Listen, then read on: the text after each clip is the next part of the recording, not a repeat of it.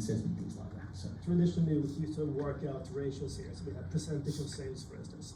We know that historically, and we also know it may be forward-looking based on certain information we have about what's going to happen in the future. Yes. But typical methodology.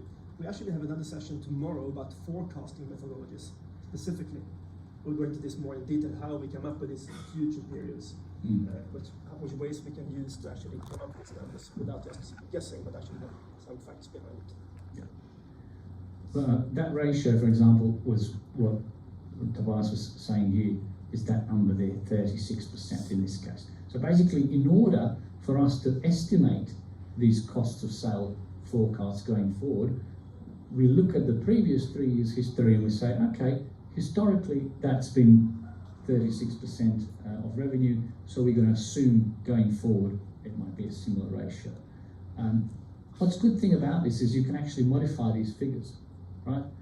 So it allows you to potentially plan for different scenarios going forward if these ratios were to change. Okay. What else then? Well, expenses. Then you might have other expenses. Could be employee expenses, salaries, etc., etc.